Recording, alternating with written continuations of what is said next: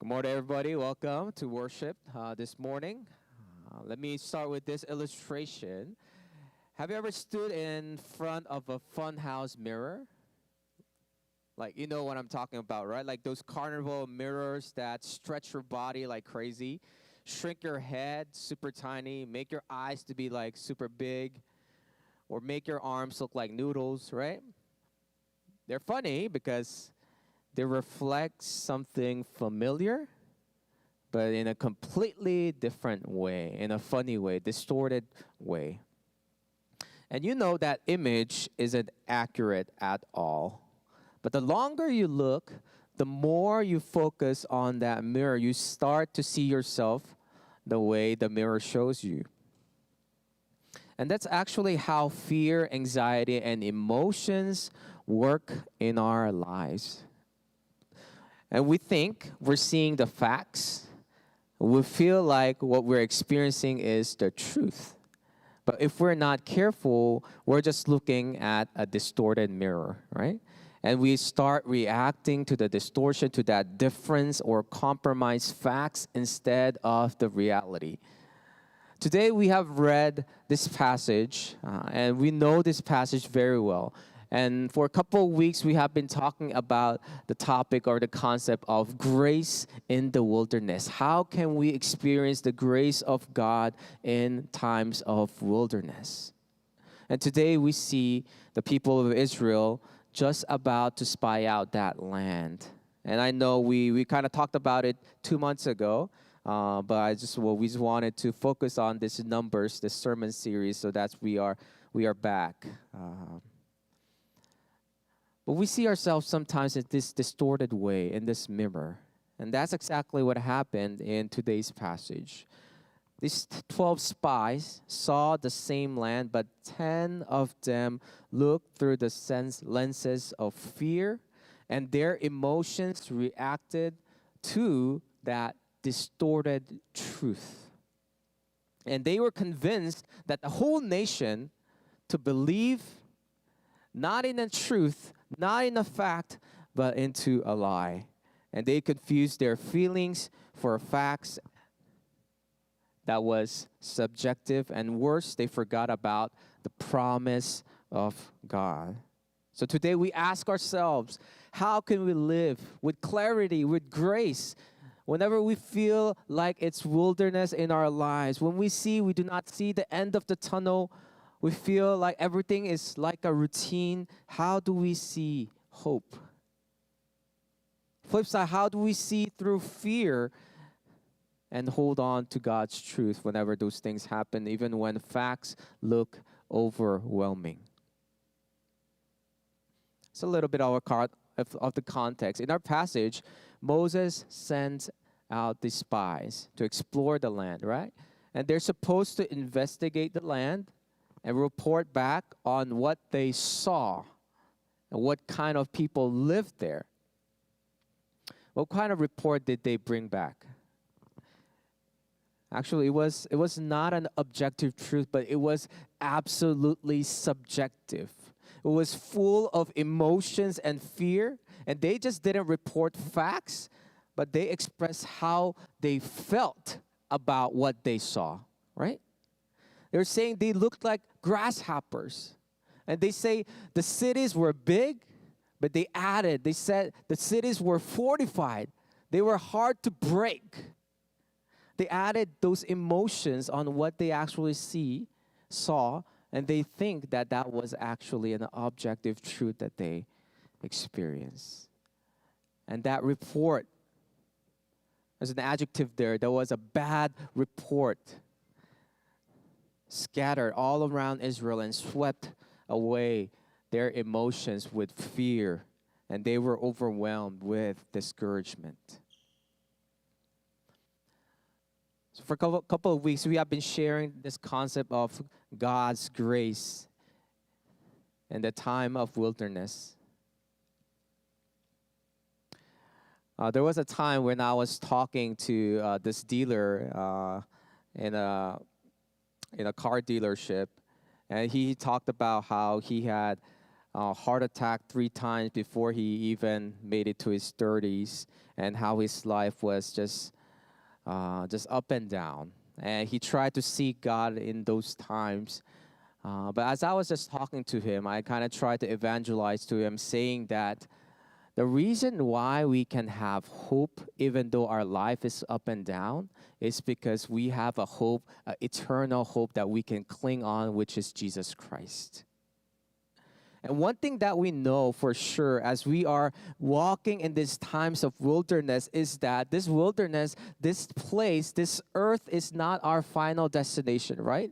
We're not meant to live forever in this world, and God is leading us into the promised land. As we know, the shadow is showing not just Israel, but it is heaven itself as we look on the book of Hebrews.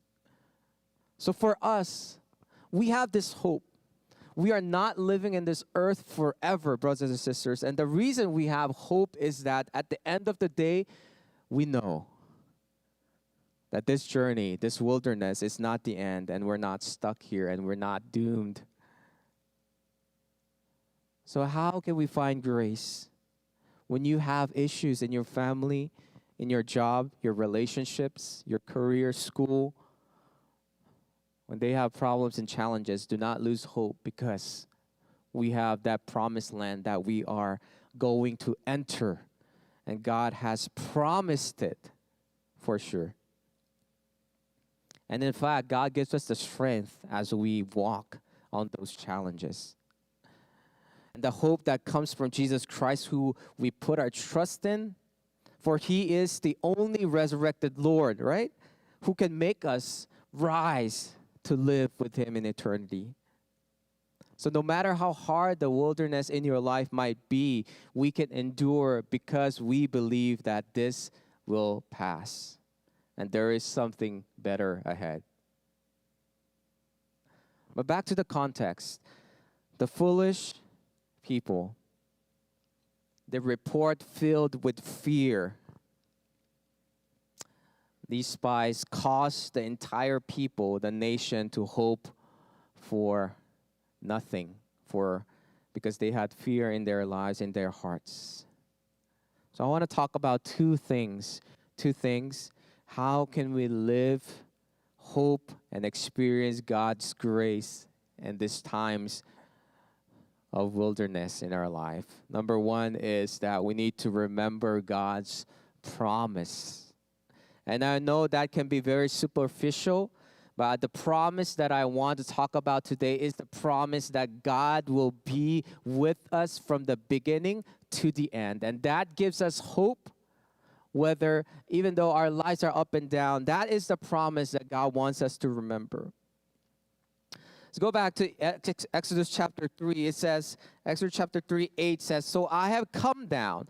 God says, "I have come down to rescue them from the hands of Egyptian, and to bring them up out of the land into a good and spacious land, a land flowing with milk and honey."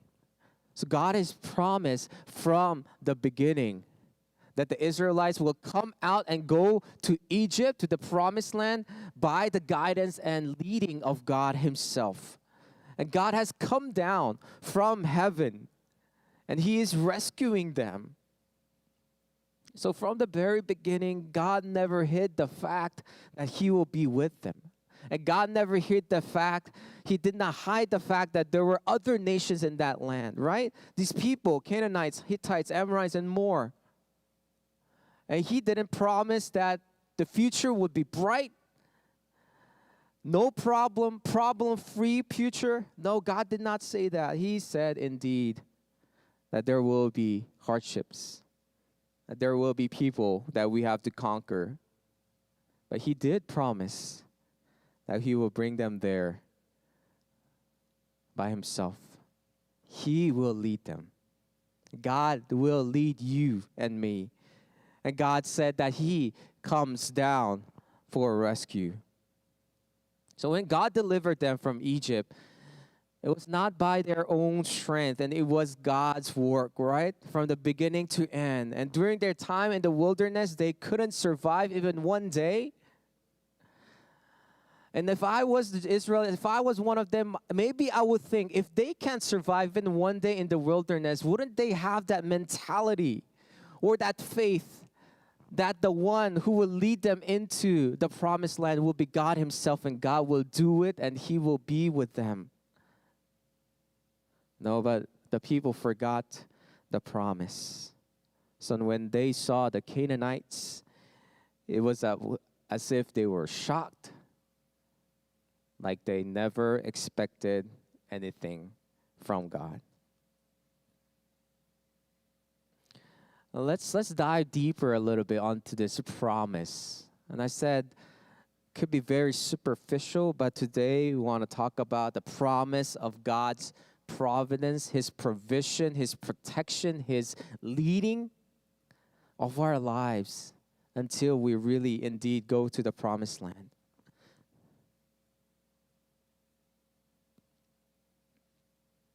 Moses tells the spies to be courageous.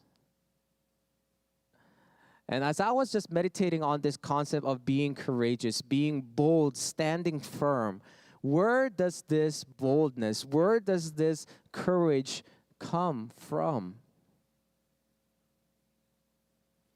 Did Moses just say to be courageous because this mission was a mission impossible, dangerous mission, because it would require them strength and military power, bravery?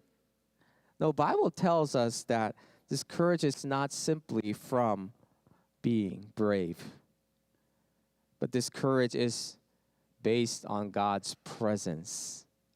Joshua 1:9 says that, "Have I not commanded you? Be strong and courageous. Do not be afraid. Do not be discouraged, for the Lord your God will be with you wherever you go." This is what God said to Joshua. And God is saying, I have commanded you before.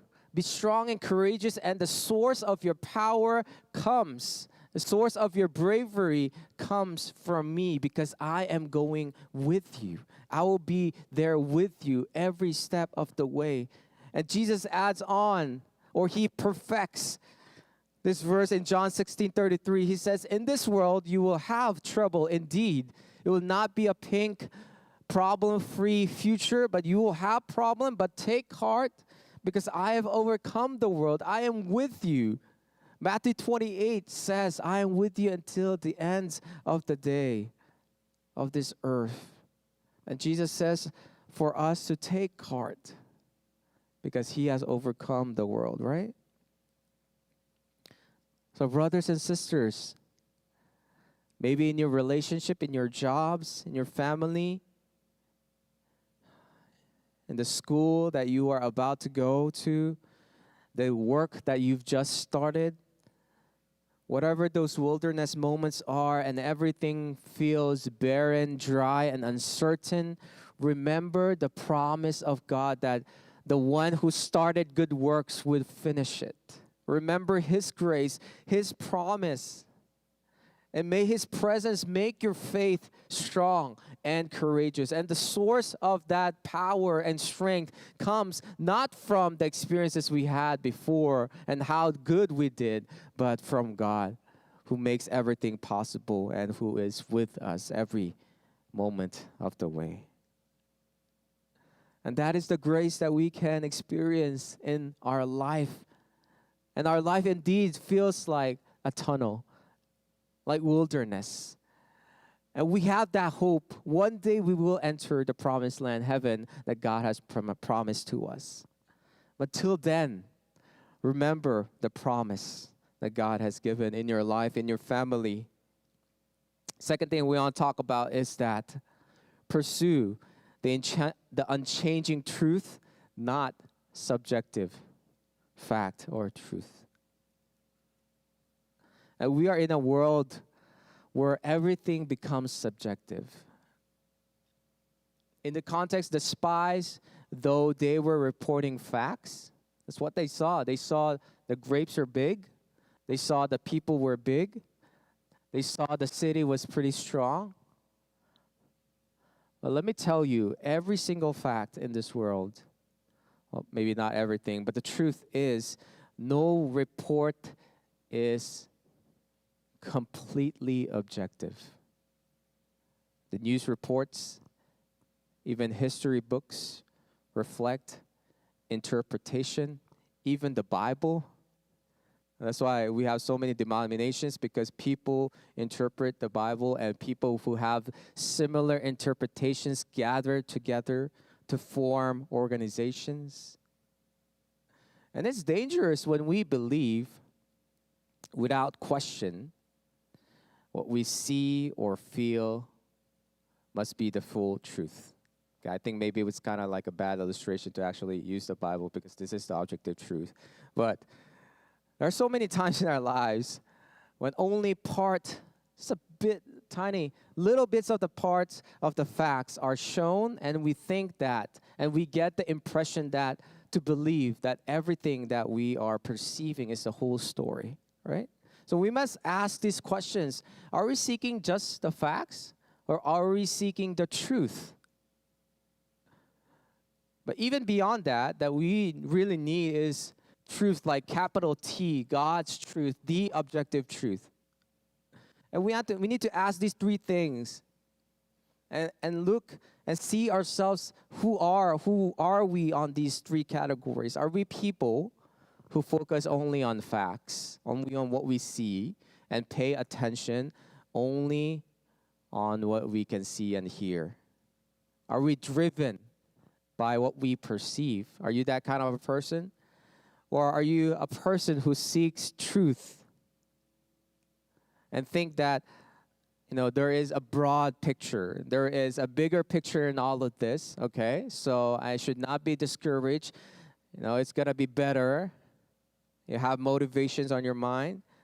Or are you a person who seeks the truth of God and listen to God regardless of the fact that are in front of you?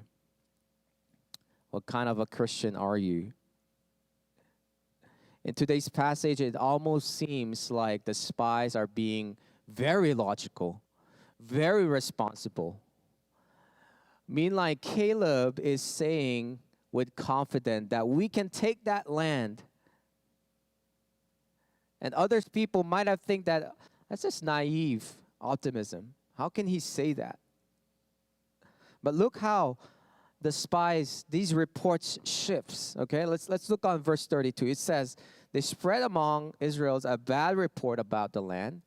Bad report, subjective. The land we explored devours. You see the emotion there? Was people, tall people, of course. Of course, they were warriors. But the land we explored devours those living in it. That's very subjective. And the people we saw there are of great size. In fact, brothers and sisters, if we look at the Bible and if we go back in Deuteronomy, there was only 3 giants in that land, and their names are actually written in the Bible. So it was very subjective. The 3 giants that they saw, they thought that was all of the people, all giants. And they saw that they are devouring people. They got scared of the subjective truth that they perceived, and the fact that they were twisted, as if God's work, God's promise is never there at all.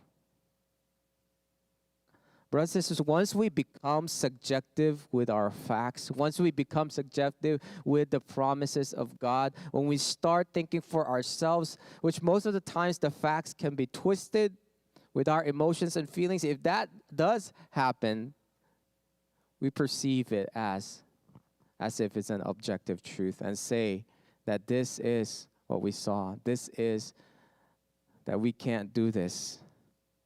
And they put their emotions into it and start getting the hearts of the people. If 1 or 2 people start saying that, hey, we can't do this, then that seems to be everybody's opinion. Not just that, as I was just thinking of the concept of subjective truth here, there's subjective thinking. I also found out that the people of Israel, despite the promises of God saying that you can conquer that land and I will give you that land, they wanted to actually try it out on spying the land. And as I was meditating, and this is in Deuteronomy chapter 1, verse 22, they wanted to try out the land. They wanted to spy out the land and check first. But as I was reading this, why did they had this thought? Didn't God already tell them that just to go because they are already given on that land? That they can already conquer and claim it? So it's verse 22, and this is the words of Moses saying into the second generation. Then all of you, the people of Israel, came near me and said, let us send men before us that they may explore the land for us and bring us word again of the way by which we must go up and the cities into which we shall come. So from the beginning, they did not even had to spy out the land, but they asked permission to Moses. Can we try? Can we send people ahead and see? You see how this subjective thinking is seeping into our minds, wanting to try out the land, try out the promises of God, as if they have the thought of wanting to decide after they checked it out. Right? God said to go from the beginning, and why are they exploring in the first place? And as I was thinking, man, spying out the land was not necessary at all. And when we see our Christian lives, all of our life needs to be based on objective truth. We become so subjective in many ways. And we need to be holding on that fact, that promise of God, that objective truth that God will provide and will lead us into the end. And that He receives all glory on our process of success and achievement. Brothers and sisters, we need to remember from the beginning to end, it is God who leads us, and that we are to give Him glory every process of the way, every success that we have, every achievement that we have. It is not just luck, but it is Him who provides and who leads us. If you see the story from here, the latter chapters, if we see every single stories in the lenses of faith, these people, Israelites, they will have to go to the Jordan River. It's a river that is big, and they could not just walk in it. They needed objective faith that God has the promise. Subjectively speaking and seeing, the Jordan River cannot be passed. Again, every single moment of our life needs objective truth, which is relying on His promise. Right after that, what did they see? They see the wall of Jericho. They walk around it 7 times. In our logic, this is impossible. This is nonsense. This is ridiculous. But that is our faith. Even for us coming to this church, and I know we're a lot here, but having faith in the eyes of the world is something that is ridiculous, brothers and sisters. So that doesn't mean if we are out in the world, we become subjective all of the sudden, and we become objective and cling on to the Bible only inside of this church.